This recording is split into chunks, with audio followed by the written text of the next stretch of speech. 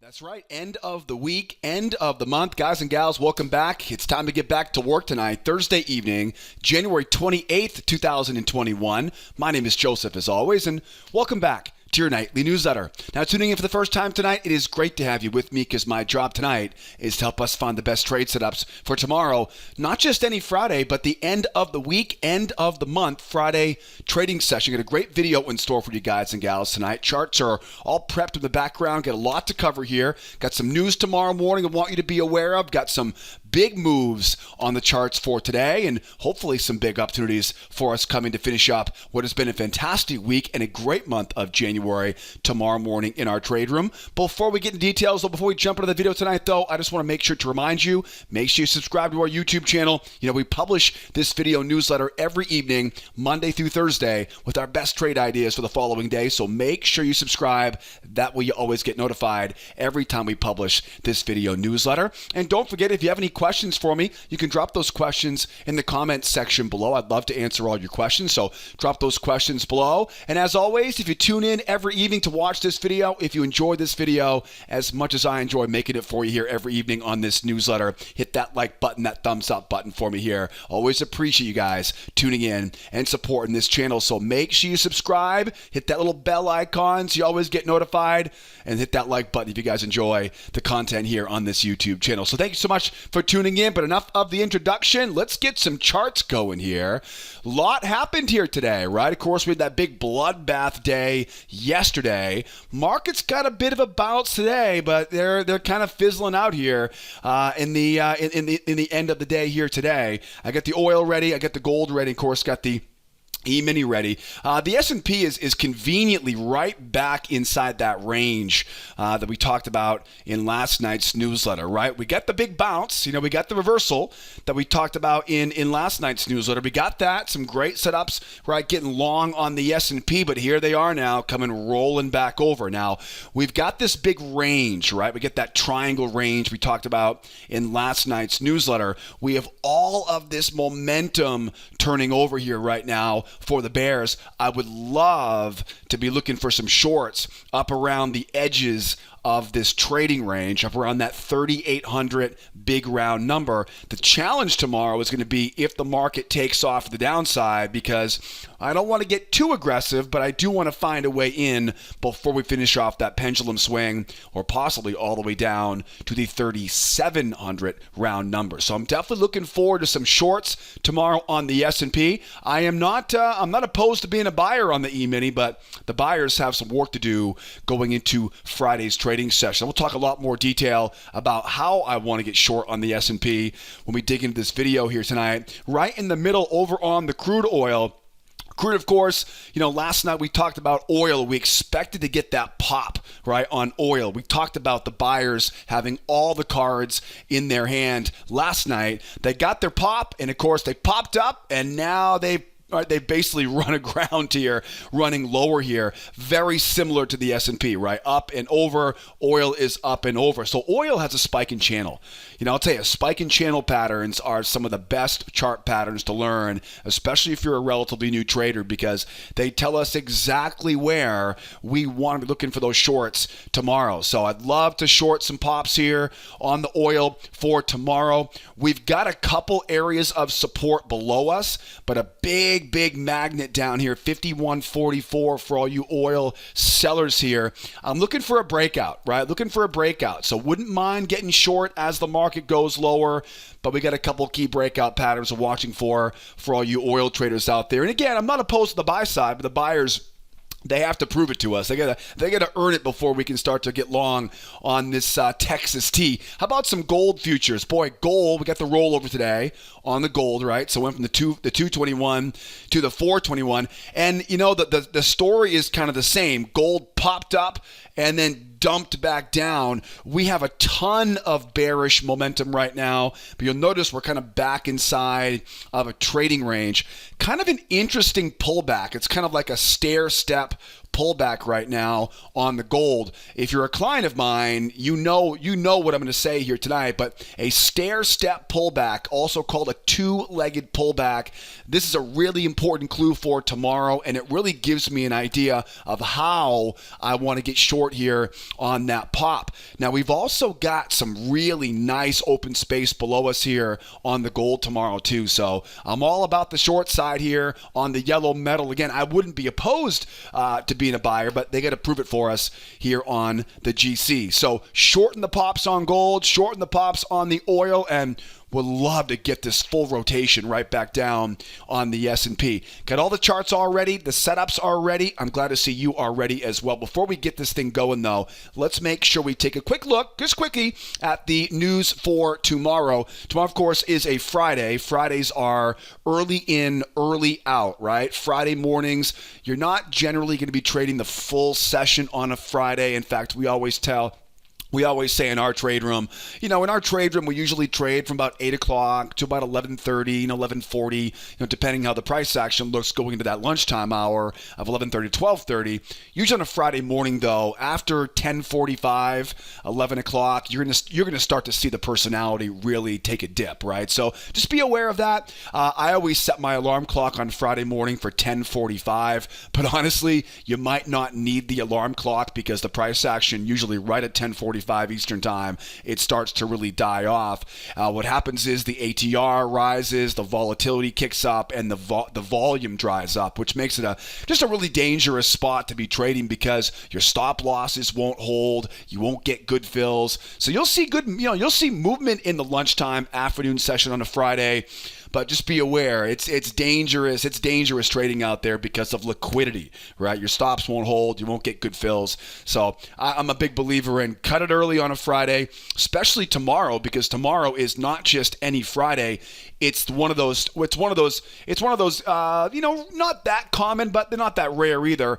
End of the week, end of the month day, right? Now, why is it important? Well, it's all about psychology. At the end of the week, at the end of the month, there's two things. First of all, there's a scarcity impact, right? There's a scarcity mindset that comes in, right? There's only so much time left to pad your numbers for the week. If you're working for a big trading firm, boss man or boss lady's looking down breathing down your neck right now to get your numbers in the green for the month so you don't lose your job in the bullpen, right? So that mentality kind of creeps into as we go into the later in a Friday, right? Everybody's cool on Friday morning, but then what hits the fan on Friday afternoon when people are literally, I know that we are individual day traders here in our trade room, most of us at least, but remember the people who are really moving these markets, the big lot traders out there with lots of firepower, lots of capital, they'll get more aggressive, they'll get more risk tolerant, and again that has to do with that scarcity mindset that creeps in towards the end of the week and the end of the month. At the same time, I'm also a big believer in the exhaustion impact of these markets. It's not the markets that are tired, but think about it. What a month it's been, right? This is only the first month of the year. I'm kidding around a little bit, but at the same time, though, at the end of the week, at the end of the month, we are not the sharpest knife, right, in the drawer anymore. We're tired. Again, there's scarcity, so we're a little bit looser on our rules, and that does kick up that risk taking. You find yourself taking trades you wouldn't normally take as you get later in the week and later in the month, right? Especially when you're down on your numbers for the week, right, if you were. So those are some of the psychology impacts kind of that get bleed into these markets. So that's why I'm a big believer in, early out on a Friday morning. And the good news is we've got quite a bit of news coming tomorrow morning and coming at us quickly here. You'll notice we got 8:30, what is probably going to be the they're all pretty big news reports. This should be the big news of the day tomorrow, the ECI and the personal income, just because employment cost index is inflation, right? Anytime you have an inflation report, usually that's going to be that usually is a very big market moving event. So you got the ECI, you get the personal income, but then I'll tell you the PMI number is no joke either. So we really have a kind of a perfect storm going into tomorrow's trading session. You've got the end of the week, the end of the month, the scarcity effect. You got some inflationary numbers coming in. So, you really have potentially some very active markets. It wouldn't surprise me, though, I got to be honest, knowing that we had such huge moves in the markets this week. And I hope I'm wrong. But oftentimes when this roller coaster, right, we've had this week, and it's been a fun, don't get me wrong, I've enjoyed all the parts of the roller coaster. We've had a great week in the trade room, but the reality is a lot of times you get into that kind of closing stretch and things do tend to kind of balance out here. So I wouldn't be surprised if we see a little bit of that cooling off in some of those range-bound markets tomorrow, which is fine by me just because, range-bound markets buy low, sell high, focus on failures, right? If there is a heaven for day traders, it's a sideways market, as I always kid around with you guys, right? So early in, early out tomorrow, we got the ECI, we got the personal income, the Chicago PMI, just rapid fire early in the session. Don't be late, though. Don't forget, tomorrow morning, 8 o'clock Eastern time. And I hope I'll see you there, right there with us, trading this stuff in the trade room. All right, let's get some charts going here. Now you guys know what to expect on the schedule for tomorrow. What do we got going on the charts? S&P, crude oil, maybe some gold tonight. Let's grab that. Let's grab the S&P to get this party started. The last time we talked about the S&P, we had that big bloodbath day, and as I mentioned to you guys last night, whenever you get these big days, right, these big moves in one day, you're either going to get a range, usually get a range or a reversal, and we kind of got both today, right? The market kind of began in a trading range, but as you probably noticed, right, on the faster time frames, right, the market quickly came up. The bears tried once, tried twice, and ripped higher. Now, as I talked about last night, if you just wait for that 1, 2, 3 reversal, mark that high, mark that low, and buy that first test, you had a great day today, right? It was pretty easy if you just follow the plan from last night's newsletter. Now, we talked about this weekend gap, right? And I got to admit, I wasn't trying to buy up here. It was a little too high to be buying up there, right? You try to get in back here, but I was definitely cheering on the bulls. I was definitely cheering them on, late in the day today, hoping they would get that weekend gap. But as you can see, they definitely stalled out and rolled over. The rolling over, it kind of makes sense because we have that trading range, right, that we knew would be acting like a magnet, right? So that's kind of where we are right now. The market, you could look at this right now and say, it's nothing more than a bear market into a range, kind of overshoot that low, they run it back up, and now we're kind of hanging out right inside of that trading range. So I got to give the momentum right now to the bears. It's very difficult to look at this and think this is a bull market right now. So bears definitely have control. If I was a seller for tomorrow, and as I mentioned earlier, I would like to be a seller, at least for what we know right now. As a seller for tomorrow, I'd like to be selling up at levels of resistance. I've got some areas I'm watching overhead. We may see some deeper pullbacks, and I may have to get creative on getting in up there. We'll talk about that, of course, in this video tonight. We may also go sideways, right, and get chopped up again. Like I said, if there is a heaven for a trade for traders, right, it is a sideways range. So we'll cover that in pretty good detail here. And then another option here is to complete this move running lower. You get the pendulum swing, which of course I've measured. Now this is a triangle, right? So that triangle, what you want to do is you want to mark that middle, and then right measure the bounce, measure the and then of course project that to the opposite side. So that lines up. You'll notice right back in that range. Remember, ranges act like magnets, so that would make a lot of sense for this to come crashing back down and take out that that 3730. And possibly all the way back down, right, to reclaim those lows from earlier today. So, really at this point, it's, how do we trade if price goes up? What's the plan if price goes sideways? And how do we trade it if the market continues to collapse lower? The easy one here is going to be the pop, right, off of this low, What I want to do is I want to find some levels of resistance, right? So I'm drawing my channel backwards like I always do. I'm lining it up around the high. Now, there really could be a channel like this. I'm sure a lot of you guys probably found that channel. There's an easy reason why I don't really like that channel, and it's just because it puts me right inside the range. I would rather not trade inside this range, as you probably know if you've taken my video classes over the years. I don't like to trade inside ranges just because ranges are where good trades go to die. I want to be just a little bit outside that range. That's why I've kind of kicked this. I've kind of put the seat back a little bit, right, on this channel, and I've marked it up a little bit higher. I have no problem selling a relatively shallow pullback. This is one of those classic scenarios where if I have a shallow pullback, I have to take a trap because of the range. If I have a deep pullback, I'll look for a buyer failure above the range. And if I have a really deep pullback, I'll look for what we call a nested failure, right? 1, 2, and then up and over and back down from there, right? And we talk a lot about, shallow pullbacks, modest pullbacks and deep pullbacks. The bears have all of the momentum. So unless the buyers can get up, hold a pullback and jump off that move, you know what I mean? Unless the buyers can get a 1, 2, 3 reversal, which by the way is exactly what 1, 2, 3 reversal is. That's all that is.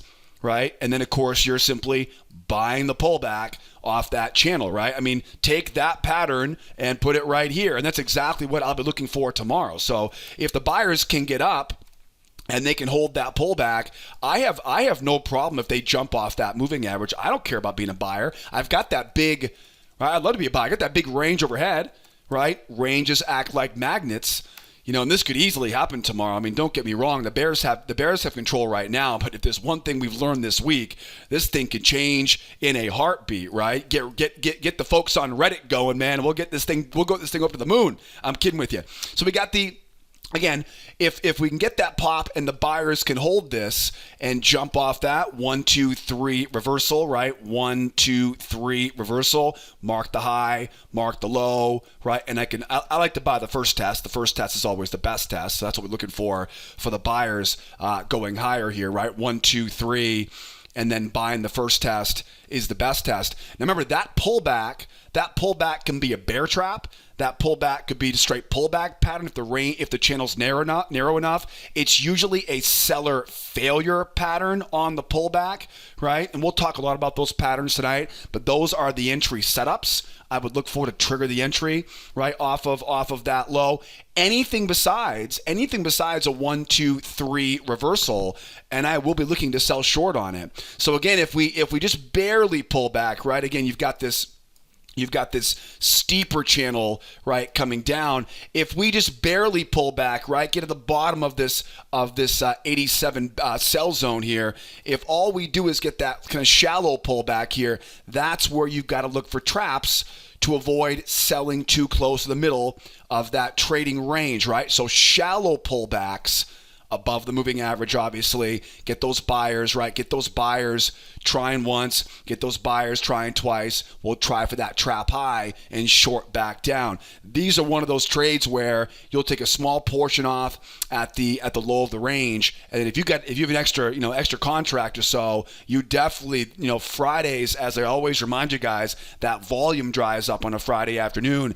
If we can get into something and hold on to it, oftentimes they'll really just bleed out, right, and run lower for you. So you get some really good targets there for the sell side. If we get what I hope for, what I hope is we get up around the top of this channel. What I'd love to do is get up on the top of that channel. That should get the buyers, thinking this thing's going to reverse, get them trying to buy the pullback. Once they do, we can focus on selling right into stop losses. That's a straight up failure pattern.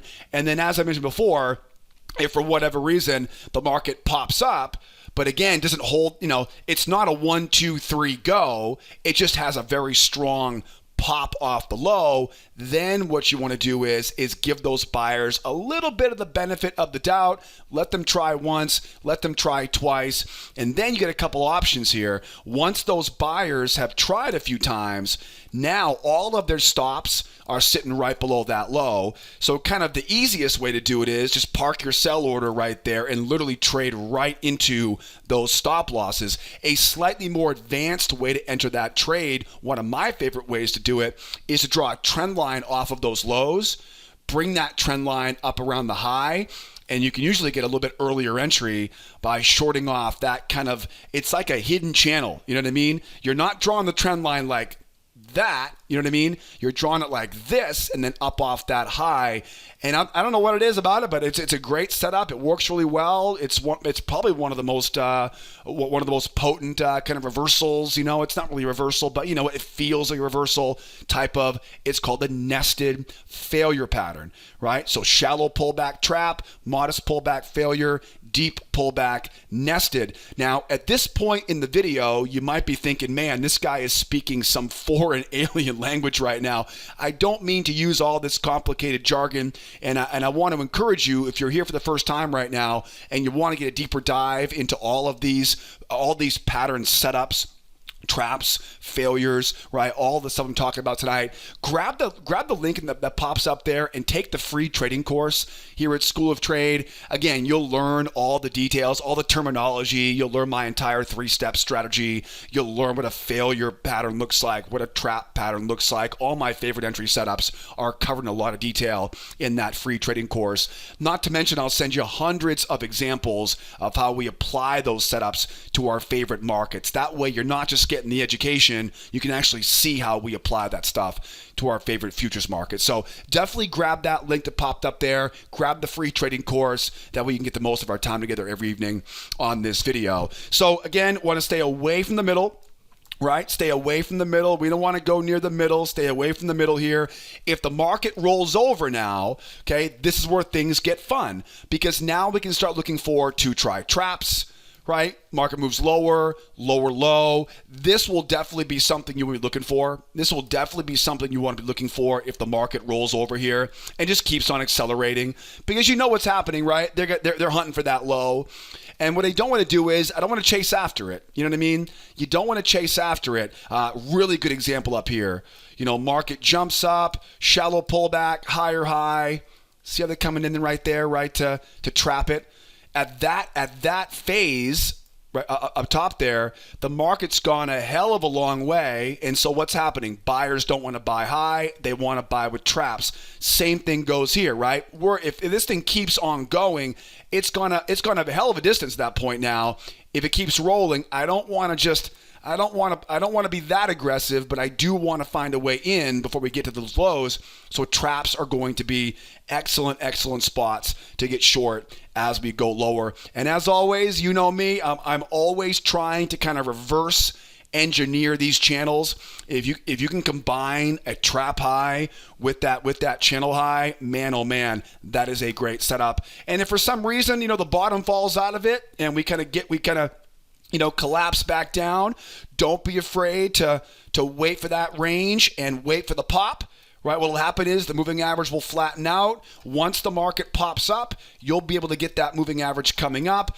Buyers will likely not be able to resist. Rookies, inexperienced traders will think we're reversing again. Let them try to buy that pullback. This is nowhere near enough momentum to be a buyer, and we'll sell right into those stop losses, right? Run those stops of those buyers, right? Remember, what do we need for a reversal? We need the market to pop and then hold that pullback and go. Once they do that, again, look back here, right? Once of that, mark that high, mark that low, right? And we're buying that first test, right, off of that low. We don't buy the first pullback. Right? We don't buy the first pullback. If you try to buy the first pullback, yeah, you'll you know, even a broken clock is right a couple times a day, right? You'll get some winners out of it, but it won't be enough, right, to cover commissions, and they won't be enough to really grow your account. So the winning percentages aren't enough there. But that's my plan for the S&P for tomorrow. And again, like I mentioned, if you're here for the first time tonight, or if you haven't done so already, make sure you grab that free course linked up in the upper right-hand corner. I want you to get the most out of our time together every evening on this video. Shall we keep going? All right, S&P, we got you covered for tomorrow. I'm looking forward to tomorrow's trading session. How about some oil? Now, of course, the last time we talked about oil, we had that big blast higher, right? And we talked about anticipating last night, right, where the bears would probably be trying to get in and making them try once, try twice, and then hitting them right where it hurts. So if you followed last night's newsletter, You literally could have done exactly what we talked about last night on the newsletter. And again, had a very, very good day in the oil markets. It's just a great example here of a one try, two try, little trap low there. Beautiful example there early in the session on the oil. Well, as you can see, though, it didn't last very long, right? The buyers, of course, ran this sucker higher. They come in, they try once, they try twice, and again, so you can draw that trend line down off that high, right? And there's your short. That's the same type of idea we talked about just a moment ago on that S&P, right? One try, two try, you're at an area of resistance. Range is down below you as a magnet, right? And that's a great example of what we call a nested, in this case, be a nested reversal or nested failure pattern. Bottom line, though, is we are definitely bearish. There is no doubt about that.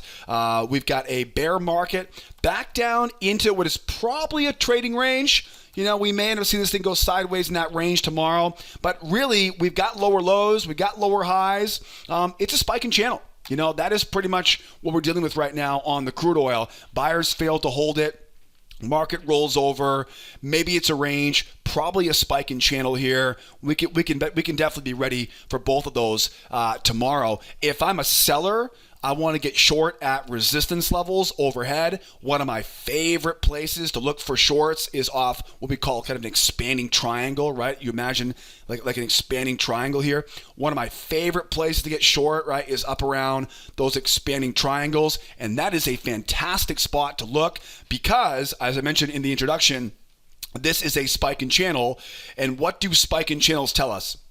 Spike in channels tell us to look to get short up around the base of that channel, okay? So if you have a strong move down and then we start to form this channel running lower, okay?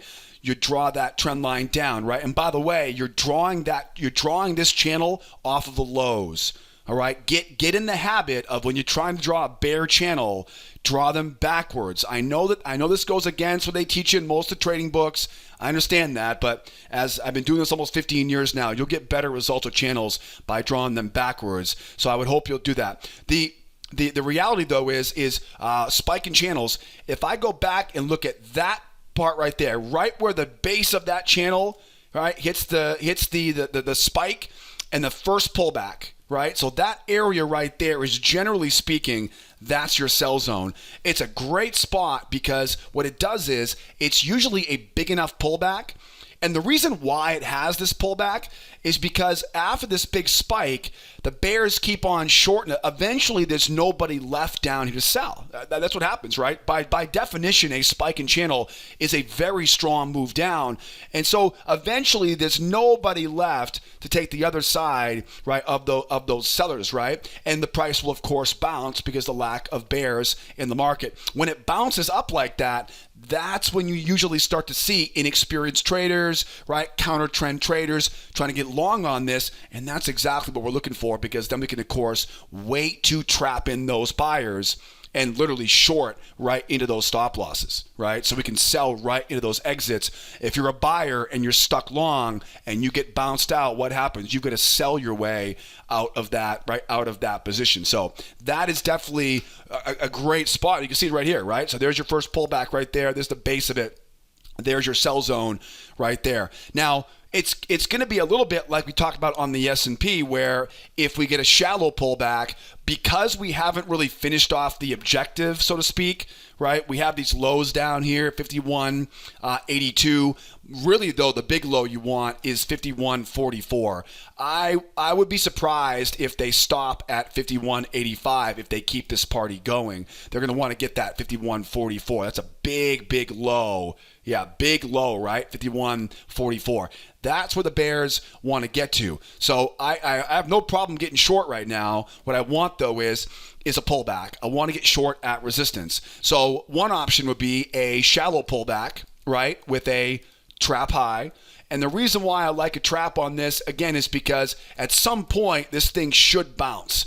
And I want to make sure I'm protecting myself. I don't want to get too aggressive on this. So shallow pullback. Again, you'll get above the moving average. The buyers will usually come in, try once, lower low, try twice. I love that setup, right? Again, shallow pullback, best for traps because you're worried about selling low, right? You're worried about selling low. I know we're bearish, but it doesn't mean we can still sell into support down here, right? So traps will help me avoid that problem. What I would really hope for, again, is get up inside, right, this battle zone up here, get these buyers to commit. And once we start seeing those big green candles, right, once we start seeing that second leg off the moving average. Now, again, if the buyers jump, right, it becomes a reversal, right? If we get a 1, 2, see ya, that becomes a reversal, right? So we have to keep a mind on that. But at this point, this is not a reversal, right? This is just the buyers giving it an old swing. And at that point, we know exactly where their pain points are, right? We know exactly where the buyers wave the white flag. We know where the buyers become sellers, and we can look to short literally right into those stop losses, right into those stop losses. What I have to do is look for that strong red candle closing below the moving average, right, and short that and short that close into those stop losses as they go. And then again, if the market really pops, is that a bull market? Not exactly. Not until what? Not until they hold the pullback. So we oftentimes see, we'll oftentimes see a market go, jumping higher here. Gold does this all the time. Again, it's not a 1, 2, 3, right? It's just a 1. You know what I mean? It pops up. And so when it pops up like that, that is what? That's a strong move in one direction, which means you got to give the buyers a little bit of credit, right? They're probably not going to give up without a bit of a fight, a relatively modest pullback. There aren't going to be a lot of professional buyers in that, right? You'll be able to knock out those rookies. And, I say rookies because, again, most professionals are not going to be buying that pullback, right? Anyways, we see the strong pop up. Now those buyers, they're going to, there's going to be a lot more people interested in buying that pullback. And that's why I like to wait for the 1. I like to wait for the 2. I can get aggressive, right? And short into stops below that low. My favorite setup, as I mentioned earlier, right, is to mark that low, mark that high, okay, and then look for that short off the high. If I can get a trap above that high, even better. But again, looking for some sort of resistance level, right, to combine overhead. And again, if the buyers if they can hold that pullback and jump off the moving average, where are we going? We're going back up to retest the high. 1, 2, 3 reversal. Mark the high, mark the low. And then, of course, again, we're buying that first test. The first test is the best test on the way up to that high. What you've really got to be careful with is if the market, let's say, really runs, right? So at some point, the market really runs. It's not going to be a bear market any longer. How do you know when to look for the long side? If you see a strong move up and it keeps on running, shallow pullback, higher high in price, that is usually a good sign. Before we retest these highs, you're going to have a great shot to get in on that trap, right? Remember, strong move up, shallow pullback, higher high in price, very likely you're going to see that trap come out, right? Now remember, you don't want a lower high like this one back here, right? Comes up, that's a lower high, right? That is not the same pattern. Okay, these are high, it's a higher high. The higher high confirms we're not rolling over and going back into that range. Okay, and then remember, if we do end up back around these highs, I will definitely be looking for this pattern setup again. Let them try once, let them try twice, mark that low, mark that high, right? And look for that short back down. Again, I will definitely be looking for something similar to that. Up around these highs, 1, 2, and looking to get that short, those nested failure patterns, right? Again, up at resistance if we can take out that high. And again, I know I'm covering a lot right now. If you're relatively new to this stuff here on this channel, definitely grab that video course, the free trading course, to learn more about it. So that's some food for thought there. I would say one thing you want to keep in mind for tomorrow is if we do end up just going sideways here, right? Want to stay away from the range. At that point, we'll want to wait for the pop. We'll want to wait for those buyers to try and fail to sell back down, or the buyers hold it, right? Run back up. That will work too. I don't care what direction I trade, and as long as I'm going with momentum and I'm using a valid entry setup. All right. So just be aware though, stay out of that middle of that trading range. And then as we go lower, right? What's my concern as we go lower? My concern as we go lower is not momentum. It's location. We've got these lows down here at 51.85, 51.82. My concern as we go lower is I don't want to sell too close to that area of support. So what's the best setup as we go lower to avoid selling into a level of support? A trap, right? Traps are always the best when you're running into support. So if we do go lower here, again, momentum is very strong at this point. So lower low in price and traps above those highs here. Remember, if you can get a strong enough push down, a shallow pullback, remember that shallow pullback creates FOMO, right? It creates this sense of urgency in the market. People go, man, I don't want to miss the next one. So next time it pulls back, everybody is waiting to whack it. Okay, remember, traps are your best setup. Traps are your best option when you're concerned, not with momentum, but location. And that's what our concern is here, right? It's not momentum, it's location. But if we get this thing to keep going lower, I will definitely be looking for traps, right? Traps above prior highs before we get down to that 51.44. All right, guys, I'm sure there will be some of the things that I didn't cover here tonight in this video, but that's why we get together every morning in the trade room, 8 o'clock Eastern time. What I'll do is I'll put a link for you guys if you want. I'll put a big button for you below this video on the trading blog to get registered as a new member and join us every morning in our trade room. I'll also put a link you guys need to get registered in the description of this YouTube video as well. So grab that link in the description and come on and join us every morning at the opening bell. We'll trade this stuff together, right? No better way to do this the right way every day than do it with me here looking at my shoulder in our trade room. Last but not least here, over on the gold. Gold, of course, like I mentioned earlier, has rollover. So we did roll over to the 421 contract. As you can see, boy, price chopped around a little bit. Not a huge surprise on the rollover day. Popped up higher, as you can see, right? And then buyers, they kind of tread water there for a little while, right? There was a range there for a little bit. And then, of course, price collapses back down. I think one of the most important things to keep in mind right now is we are pretty much right back where the day began, which suggests a very flat day, flat market going into tomorrow. Again, like I said earlier, with tomorrow being end of the month, end of the week, it could be a relatively quiet session right across the board. I hope I'm wrong, but it might be. Another very important clue we see here is, and I think we talked about this last night on the newsletter.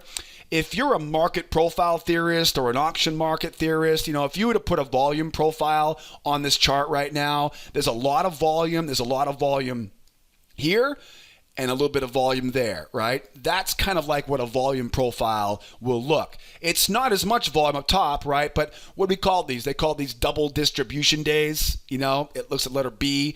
And basically what happens is you've got a range down here, a range up here.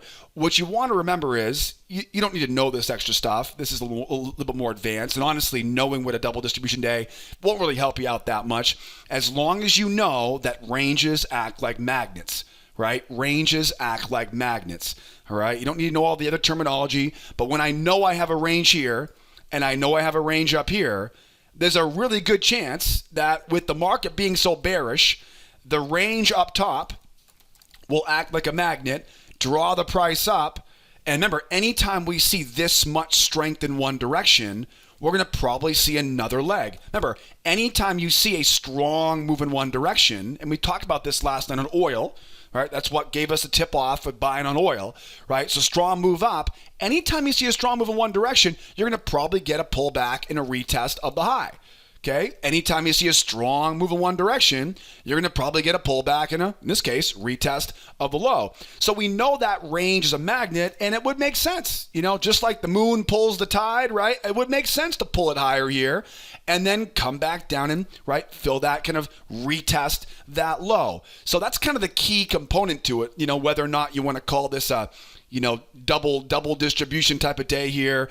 And in case you are a price action geek like I am, this will eventually usually fill itself in, right? So they'll pull back, trade more in here, and that will cause the volume to really kind of bulge out, right? It'll start to fill in that middle. But again, not absolutely necessary to trade this stuff for tomorrow. We know we have a bear market. I want to sell up at an area of resistance. Now, what is interesting is you'll notice I drew my channel off this area here.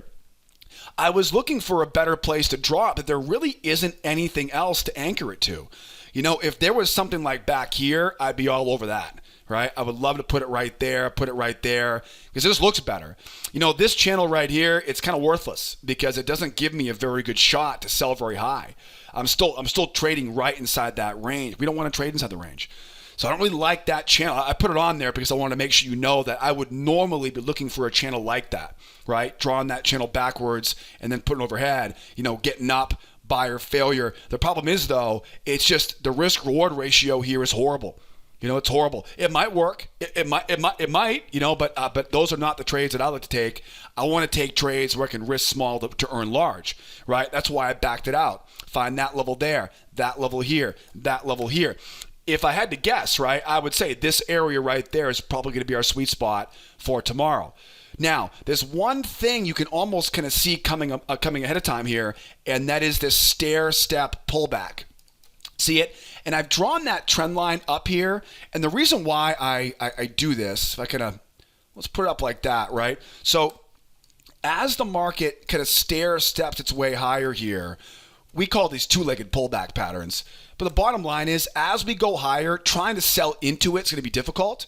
The easiest money you're going to make is going down, up, and then back off of it, right? You're basically using that trend line as an area of resistance to get short. Okay, now there's a lot of, obviously variations of this. So sellers are trying to sell high, trying to work around that trend line. We want to stay out of the middle. And if we make a run lower, we've got this trading floor, right? This low right here. I didn't push it back too far, but there's a big range here, right? There's a monster range. This range is basically the whole entire month of January.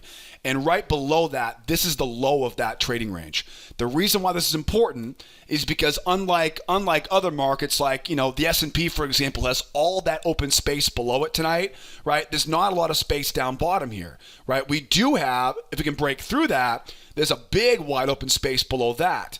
But this may not be a very easy nut to crack here, this 32.5. Again, it's below a big range, and ranges tend to act like magnets. So the more of the story is, I want to sell this pop, right? But I got to be careful selling it as it goes lower. All right. So now we know kind of the lay of the land here. What's the best way to trade this? Well, again, think about this trend line coming up. Think about us kind of stair-stepping our way up here, getting underneath it and using it for a short, right? We'll update the trend line once we know more information. Two-legged pullback. Okay. We may also see the market, trade sideways here for a little while, and that trend line may not be an issue. Okay. Then we pop ourselves up, right? Moving average comes over. Buyers try to get long off the EMA, and we're selling the stops with a buyer failure pattern.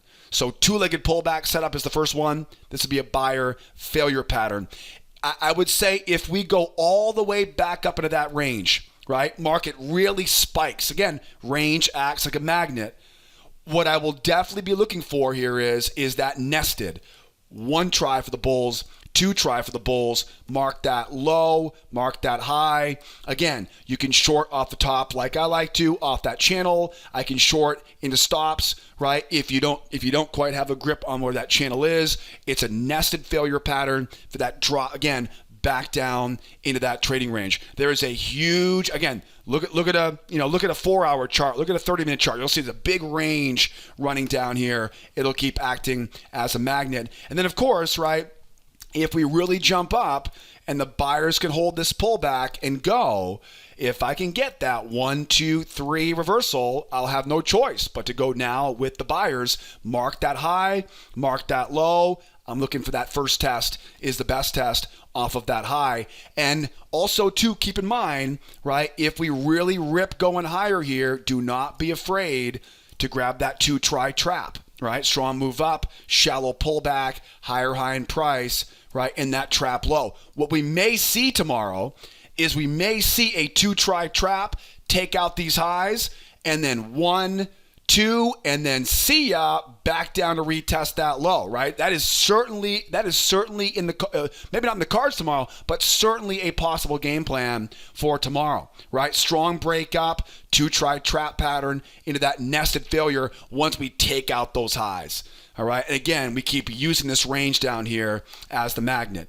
Now, as we go lower, right, remember, we'll stay out of the middle, right? If we go sideways here and start cruising sideways, it's a bear market into a range, short the pops, right? Wait for the pop, wait for the buyers to try, and we sell into stop losses back down again. As the market rolls lower, right? As the market rolls lower, I can definitely buy this support level down here, but I've got to wait for a crown reversal. 1 try for the bears, 2 try for the bears, trap low, but a higher low, right? Higher than that low, okay? This pattern, very specific setup pattern. Bears try once, bears try twice. I call it a crown reversal pattern, okay? Because it's going to look like a crown. Remember, it's higher high and then lower low, but we don't take out that low.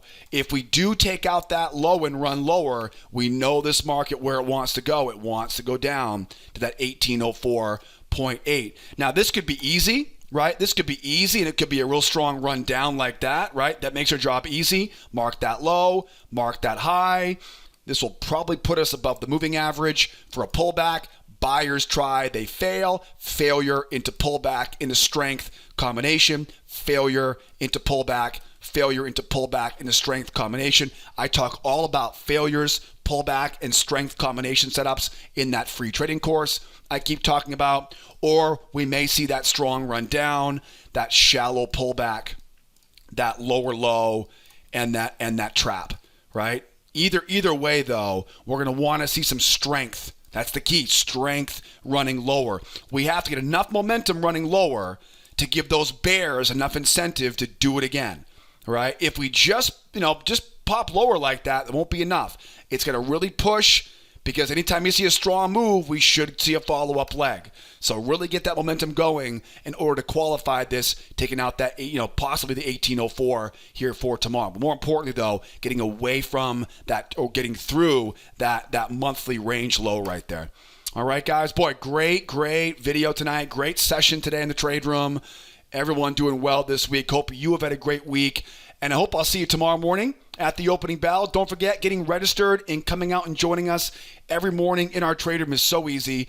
I'll put all the information you guys need to grab a new membership here at School of Trade and join us every morning in the trade room. It's a lot easier to do this the right way without all the stress, all the losses, by joining us every morning in the trade room. So grab that link below the video tonight in the description, or in that big button on the blog here tonight. Do not be afraid to call me in the office. I will be around near the office all weekend this weekend, so don't be afraid to call the office and ask for help, or I can help get you registered right for next week's trading sessions. We got live chat on the left, live chat on the right. And I hope by now you guys know to subscribe to our YouTube channel. Hit that like button for me if you guys enjoyed the video tonight. And make sure you come back and see us next time if we don't see you guys in the trade room at the opening bell. All right, guys, as always, have a great weekend. Thanks for tuning in. Don't forget to have fun this weekend. We'll see you guys back on Monday morning, 8 o'clock Eastern time in the trade room. If not, we'll see you guys on Monday evening for our next edition of our nightly newsletter. My name is Joseph. Be well out there. Be nice to each other, will you? And be here next time. Adios, amigos. Bye-bye for now.